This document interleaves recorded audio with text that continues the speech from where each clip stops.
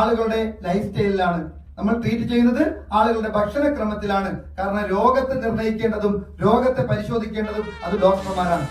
ഇത് കൃത്യമായി സമൂഹത്തിനിടയിൽ മനസ്സിലാക്കി കൊടുക്കുവാൻ വേണ്ടി ഈ ഇരിക്കുന്ന എല്ലാ അഡ്വൈസേഴ്സിനും സാധിക്കും എന്ന് പറഞ്ഞുകൊണ്ട്, അതുകൊണ്ട് നിങ്ങൾ നിങ്ങളുടെ റോള് ഒരു ഉത്തരവാദിത്വമായിട്ട് തന്നെ കരുതണം. സാധാരണ പോലീസ് കേഡറിൽ നിന്ന് പോലീസായിട്ട് ഇറങ്ങുന്ന ആളുകൾക്കുള്ള ട്രെയിനിങ് ഉണ്ട്.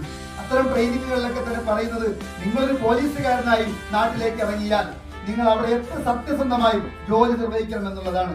അതുപോലെ ഞാൻ പറയുന്നു, അതിനേക്കാളും നമുക്കൊരു പോലീസ് ആവാനല്ല, അല്ലെങ്കിൽ മറ്റൊരു ആൾക്കാരെ നിയന്ത്രിക്കാൻ വേണ്ടിയല്ല, മറിച്ച് അവർക്ക് നല്ല പാഠം കൊടുക്കാൻ, നല്ല ജീവിതം കൊടുക്കാൻ വേണ്ടി സാധിച്ചാൽ 70% രോഗങ്ങളിൽ നിന്നും നമ്മുടെ നാടിനെ സംരക്ഷിക്കാൻ പറ്റും.